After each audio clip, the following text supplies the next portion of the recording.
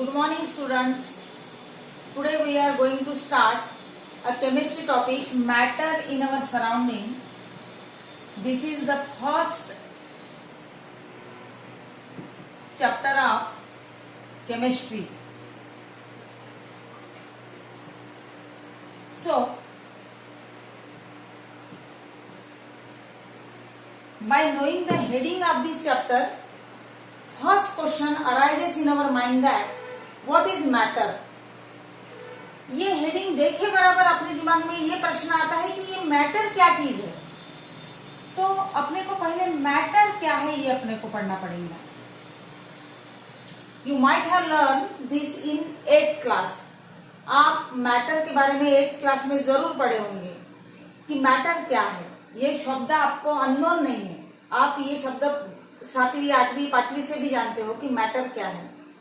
Matter ये ऐसी चीज है जो स्पेस को ऑक्युपाई करती है और जिसको मास रहता है। Matter is anything that occupy space and that has मास। जैसे आप पानी लो, पानी को आप एक ग्लास में भरो तो ग्लास की जगह ऑक्युपाई करेगा। पानी भरे हुए ग्लास का वजन किया तो आपको वो पानी भरे हुए ग्लास का वजन खाली ग्लास के अपेक्षा ज्यादा आएगा। इसका मतलब ही वाटर को मास है।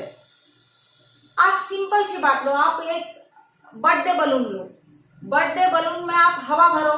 ये एक्सपेरिमेंट आपने 8th क्लास में भी किया है। बर्थडे बलून में आप हवा भरो और उसका वेट लो, वो खाली बलून से ज्यादा आएगा वो वेट। इसका मतलब ही हवा को वजन है, ये बताता है ये एक्सपेरिमेंट। मीन्स हवा is the matter, air is the matter, water is the matter. आपके घर में लड्डू बने हैं, वो लड्डू भरा हुआ डब्बा आप वजन करो, उसका वजन ज्यादा आएगा। Means laddu is the matter. तो anything that occupy space and that has mass is known as matter. तो अपन डेफिनेशन मैटर की अगर लिखेंगे तो अपने को लिखना पड़ेगा anything that occupy space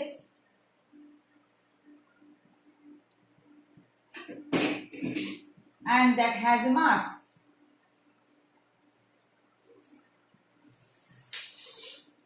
is known as matter. आपको लिखना बहुत ही सिंपल इंग्लिश में, सिंपल लैंग्वेज में है। आप कभी भी मत सोचो कि इंग्लिश लिखना, साइंस की इंग्लिश लिखना बहुत हार्ड है। आप शब्दों को बहुत ही सिंपल तरीके से अरेंज कर सकते हो तो आपको एक डेफिनेशन मिल जाती है। आप पहले वो डेफिनेशन को मराठी, हिंदी, आपकी जो लैंग्वेज होती है, आप घर में जो बोलते हैं, उसमें आपको समझना पड़ेगा तो आप इजीली उसकी डेफिनेशन लिख सकते हो। तो anything that occupy space is known as, that occupy space and that has mass is known as matter. अब ये जो मैटर है, ये मैटर बना कैसे रहता है? Matter is not continuous. Matter कभी कंटिन्यूअस नहीं रहता।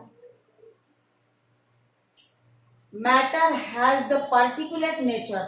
Matter consist of particles and therefore it is discrete. अब ये शब्द आपको बहुत बड़े बड़े लग रहे होंगे, मैं आसान शब्दों में समझाती हूँ। कंटिन्यूअस का मतलब क्या है और डिस्क्रीट का मतलब क्या है।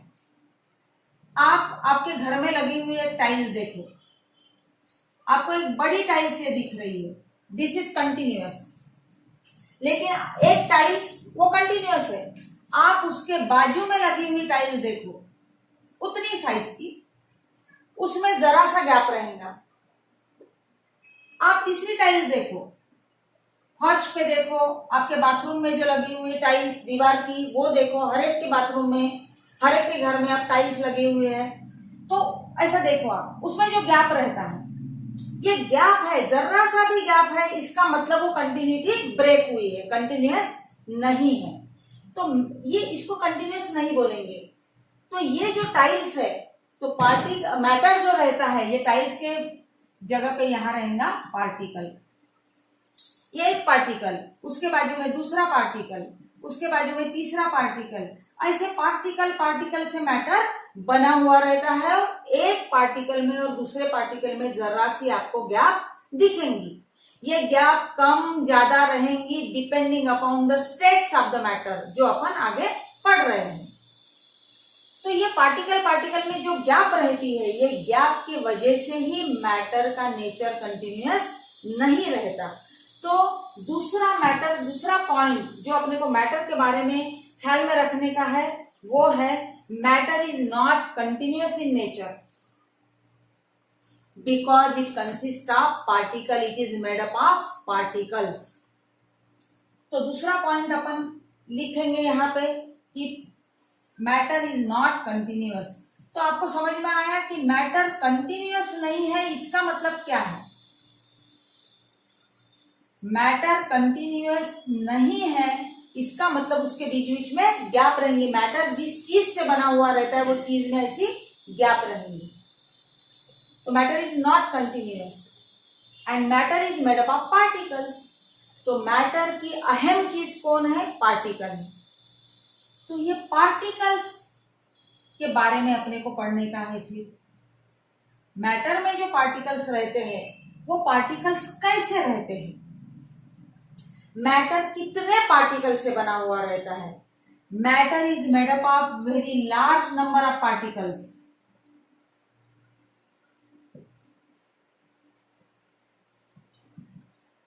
Matter constitute very large number of particles. Particles of the matter are always moving. वो हमेशा मोशन में रहते थे, एक जगह पे बैठे हुए नहीं रहते, वहां पे वो मूव होते हुए रहते। लेकिन मूव होते हुए अपने को क्यों नहीं दिखते? क्योंकि एटम की साइज बहुत ही छोटी होती है। ये अपन ने 8th में पढ़ा ही है।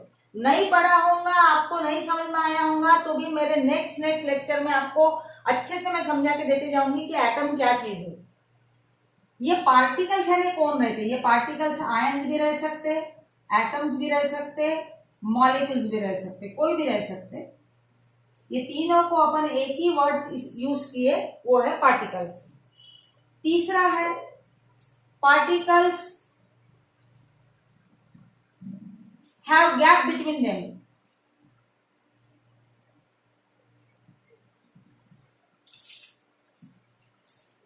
पार्टिकल्स के बीच में गैप रहेगा। मैटर में जो पार्टिकल्स रहते हैं वो बहुत ही ज्यादा रहेंगे, कोई 1-2 पार्टिकल से मैटर बनेगा नहीं।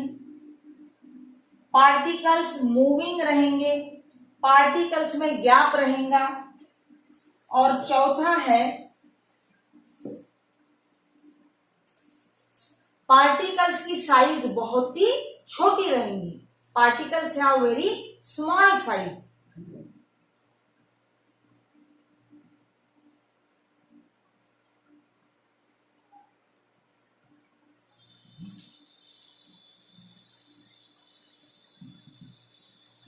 अब देखो मैंने यहाँ पे कितना आसान लैंग्वेज में लिखा है। हैव शब्द यूज किया है, आपको इजीली आप लिख पाएंगे। यानी characteristic of particle of matter, ये मैटर में जो पार्टिकल्स है उसके कैरेक्टरिस्टिक है। कैसे रहेंगे वो पार्टिकल बहुत ज्यादा नंबर में रहेंगे। Particles are present in very large in number. Particles are moving. Particles are have gap between them, यानी गैप रहेगा। And particles have very small in size. आप इतने आसान लैंग्वेज में लिखेंगे तो भी आपको मार्क मिलेंगे, क्योंकि स्टूडेंट को क्या समझता है ये देखता है पेपर चेक करने वाला। आपकी बहुत ज्यादा सुपर इंग्लिश होना जरूरी नहीं है। तो समझ में आया अभी तक आपको मैटर इन आवर सराउंडिंग में? पहले बात है मैटर क्या है। मैटर ये ऐसी चीज, ऐसी वस्तु दुनिया की जो जगह ऑक्युपाई करेंगी और जिसको एक मास रहेगा। और मैटर कंटिन्यूअस नहीं रहता, क्योंकि मैटर पार्टिकल से बना हुआ रहता है। छोटे छोटे पार्टिकल से बना हुआ रहता है। कोई एक ही सीधी चीज यानी मैटर नहीं है। तो वो पार्टिकल से बना हुआ रहता है। तो एक पार्टिकल और दूसरे पार्टिकल में थोड़ी गैप रहेंगी, इसीलिए उसको अपन कंटिन्यूअस नहीं है ऐसा बोलेंगे। तो ये जो पार्टिकल्स हैं ये कैसे कैसे रहेंगे? पार्टिकल्स हैं वो बहुत ज्यादा रहेंगे। दूसरा, पार्टिकल्स, हमेशा मैटर के पार्टिकल मोशन में रहेंगे, पार्टिकल्स के बीच में थोड़ी थोड़ी गैप रहेंगी, particles have very small size, और जो पार्टिकल्स रहते हैं वो बहुत ही स्मॉल साइज के रहते हैं। तो ये आपको समझ में आया होगा। अब ये जो पार्टिकल्स की गैप रहती है, ये गैप ज्यादा है कि कम है, इस पर मैटर का क्लासिफिकेशन हुआ है। There are 3 main states of matter, जिसको अपन फिजिकल स्टेट ऑफ मैटर बोलते। वैसे तो 5 स्टेट्स है, लेकिन 5 स्टेट्स में से अस्तित्व में, एग्जिस्टेंस में 3 ही स्टेट अपन हमेशा कंसिडर करते हैं, जो अपन देखते हैं। तो मैटर को अपन 5 स्टेट में वैसे डिवाइड कर सकते हैं। Solid, liquid, gas, plasma and Bose Einstein condensate.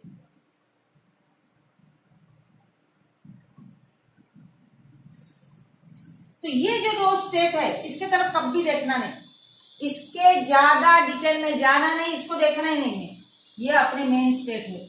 ये आपको 10th, 11th, 12th आप जितने आगे के क्लास पढ़ेंगे, उसके वो क्लास में आपको ये स्टेट के बारे में अच्छे से पता रहना जरूरी है। सॉलिड, लिक्विड और गैस स्टेट। तो अपन मेन स्टेट ऑफ मैटर 3 ही है ऐसा कंसिडर करेंगे, सॉलिड, लिक्विड और गैस। तो मैटर के सॉलिड स्टेट क्या है फिर? सॉलिड स्टेट ऑफ मैटर यानी क्या? लिक्विड स्टेट ऑफ मैटर यानी क्या? गैसियस स्टेट ऑफ मैटर यानी क्या? किस आधार पे आप मैटर के इस स्टेट को सॉलिड बोले, इसको गैस बोले, इसको लिक्विड बोले? तो आपने देखा होगा सॉलिड, आपको आप इजीली देख के बता सकते हैं कि आपने एक स्पंज, जैसे ये पेन देख रहे हैं आप, मेरे हाथ में एक पेन देख रहे हैं, this is solid, solid state of matter. आप अगर एक कंपास बॉक्स में पेन रखेंगे तो आप उसके ऊपर दूसरा कुछ भी चीजें रखेंगे तो क्या आपका कंपास बॉक्स लगेगा? बंद होगा? नहीं होगा। इसका मतलब ये पेन ने वो जगह ऑक्युपाई की है। तो ये पेन मैटर है। ये पेन का आप वेट करो, वजन है ये पेन को, यानी पेन मैटर है। और ये सॉलिड क्यों है? आप ये पेन को कंपास बॉक्स में रख दो, अब दूसरे दिन आके देखो कंपास बॉक्स में रहेंगी कि वहां से चलती हुई कहीं दिखेंगी, आपको घर में घूमते हुए दिखेंगी क्या पेन? नहीं। या कंपास बॉक्स से बाहर निकली हुई टेबल पे दिखेंगी क्या? नहीं। इसका मतलब ये मूव नहीं हो सकती। तो सॉलिड स्टेट ऑफ मैटर वो स्टेट है जो एक फिक्स शेप है, जिसको आप एक फिक्स शेप है, ये पेन का शेप क्या है बोले तो आप बता सकते हैं, जिसको एक फिक्स शेप है, जिसको एक फिक्स्ड वॉल्यूम है, ऐसे स्टेट ऑफ मैटर को बोलते हैं सॉलिड स्टेट। अब कुछ भी लो, अब मैं बार बार खाने की चीजों का एग्जांपल इसलिए लेती हूँ क्योंकि आप उस चीज को अच्छी तरीके से जानते हो। इसलिए खाने की चीज, आप 8वीं में गए हो, आपको सभी चीजें पता है। आप सोन पापड़ी लो, सोन पापड़ी का शेप क्या है बोले तो आप बता सकते हो, एक शेप बता सकते हो उसका। तो दिस इज सॉलिड, जिसका आप शेप बता सकते हो सॉलिड है। आप इसका वॉल्यूम मेजर कर सकते हो, जिसका वॉल्यूम आप मेजर कर सकते हो, जिसका शेप आप बता सकते हो इजीली, उसको बोलते हैं सॉलिड। तो सॉलिड स्टेट ऑफ मैटर क्या है? Solid state of matter, the states of it is that state of matter which have definite shapes, have definite volume। अब आप उसको दबाओ, दबाने के बाद दबती क्या हो? जैसे पेन लो, आप इसको दबाओ, आप दब नहीं रही, ये जैसी है वैसी से, यानी it has less compressibility. Compress नहीं कर सकते आप इसको, ऐसा प्रेस नहीं कर सकते, दबा नहीं सकते, लेस कॉम्प्रेसिबिलिटी बोलती है उसको। अब ये शब्द जो है कॉम्प्रेसिबिलिटी वगैरह, ये आपको अगर सुने नहीं होंगे तो आपको अब ख्याल में रखना पड़ेगा। ये कुछ शब्द आप ख्याल में रखेंगे तो यही शब्द केमिस्ट्री में बार बार आपको सुनने के लिए मिलेंगे। एक बार अगर इसको आपने याद कर लिया कि कॉम्प्रेस यानी क्या, कॉम्प्रेस यानी जिसको दबाने से अगर कोई दबता है तो उसको बोलते कॉम्प्रेसिबल है, और जो दबाने से नहीं दबता उसको अपन बोलेंगे कॉम्प्रेसिबल नहीं है। तो सॉलिड दबता क्या, आप एक लोहे का टुकड़ा लो, आप सलाख लो, खीला लो, कोई भी लो, that is solid, solid state of matter. वो खीला दबाने से दबता क्या, नहीं। लोहे का टुकड़ा दबाने से दबता क्या, नहीं दबता। तो उसको कॉम्प्रेसिबल वो नहीं है, इसलिए उसको बोलते हैं अपन लेस कॉम्प्रेसिबिलिटी। अब ये रिजिड है, रिजिड यानी उसको एक पर्टिकुलर शेप रहता है। तो रिजिडिटी आप नहीं पढ़े तो अभी चलता है, ये तीन ही पॉइंट आप पढ़ो। Solid have definite shape, definite volume और लेस कॉम्प्रेसिबिलिटी। अब आप लिक्विड स्टेट के बारे में देखो। लिक्विड स्टेट को क्या रहता है, लिक्विड का कोई खुद का आकार होता है, नहीं होता। अब पानी लो, आपने 1 लीटर पानी लिया और अगर एक बॉटल में भरा, जो बॉटल का शेप ऐसा है, तो इस बॉटल में एक यहां तक आया 1 लीटर पानी, तो इस बॉटल का शेप यानी वो लिक्विड का शेप हो जाएगा। अगर आपने अगर 1 लीटर पानी ऐसे जार में भरा तो इसका शेप वो पानी को आ जाएगा, यानी उसको कोई खुद का अपना शेप नहीं होता। लेकिन पानी कितना है, 1 लीटर ही है। ये 1 लीटर पानी इस जार में डालने के बाद में आधा लीटर या 2 लीटर नहीं हो जाएगा। इसका मतलब उसको एक डेफिनाइट वॉल्यूम है। तो लिक्विड के बारे में अपन क्या लिखेंगे, इसको देख के लिखना है आपको। हैव डेफिनाइट शेप,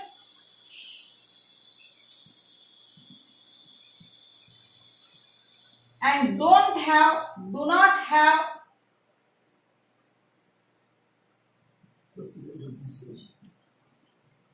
सॉरी, ये थोड़ा सा ये हो गया।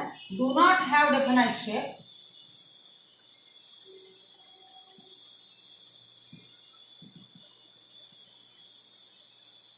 but have definite volume.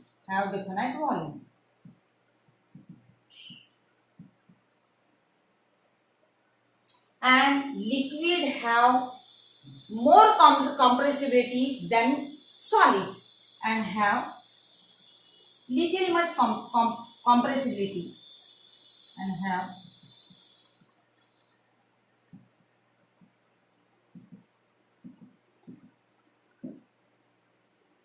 आप लिक्विड को दबा सकते हैं। क्यों दबा सकते हैं ये मैं थोड़ी देर के बाद में आपको बताने वाली हूँ।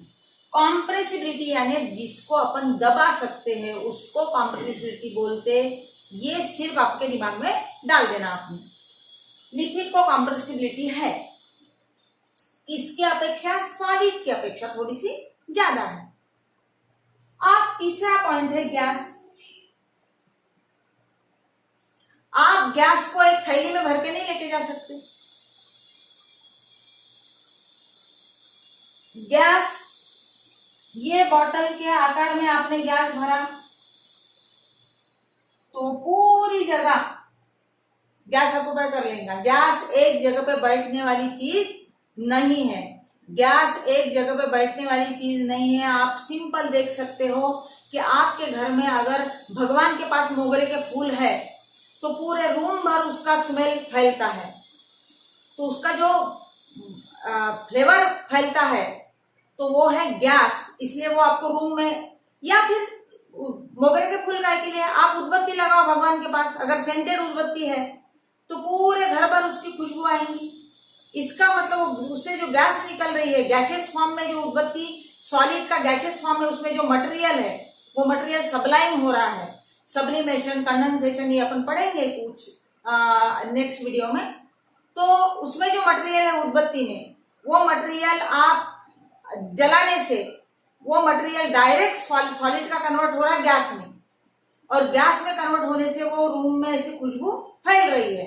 आप एक कोंटे में भी बैठे रहे तो वो खुशबू वहां तक आ रही, यानी गैस के पार्टिकल भगवान के रूम से आप तक पहुंच रहे हैं। यानी गैस के पार्टिकल क्या हो रहे हैं, फैल रहे हैं। तो वो एक जगह पे बैठने वाले हैं क्या, नहीं। इसका मतलब उसको कोई डेफिनाइट वॉल्यूम नहीं रहता। और गैस को कोई एक डेफिनाइट शेप भी नहीं रह सकता, क्योंकि गैस को आप पकड़ के नहीं रख सकते। आपको अगर किसी ने बोला कि गैस लाके दे, तो आप मुट्ठी भर गैस किसी को नहीं लाके दे सकते। हाँ, लगे तो आपको अगर किसी ने बोला कि चावल लाके दो, आप चावल मुट्ठी में पकड़ सकते हैं, क्योंकि चावल सॉलिड है। आप पानी भी थोड़ा सा मुट्ठी में थोड़ा सा तो भी पकड़ पाएंगे, लेकिन आप गैस तो बिल्कुल ही नहीं पकड़ पाते। तो तीसरा स्टेट है गैसियस स्टेट ऑफ मैटर। तो गैसियस स्टेट ऑफ मैटर यानी क्या, जिस स्टेट को कोई एक डेफिनाइट शेप नहीं रहता, डेफिनाइट वॉल्यूम नहीं रहता, उसको गैस स्टेट बोलते हैं। तो देखो, और जो इजीली कॉम्प्रेस्ड होता है, गैस को अपन कॉम्प्रेस कर सकते। क्यों कॉम्प्रेस कर सकते, अब मैं थोड़ी देर के बाद में आपको बताऊंगी। तो पहले ये तीन आप देखो, गैस सॉलिड को डेफिनाइट शेप, डेफिनाइट वॉल्यूम दोनों में रहते हैं, शेप और वॉल्यूम।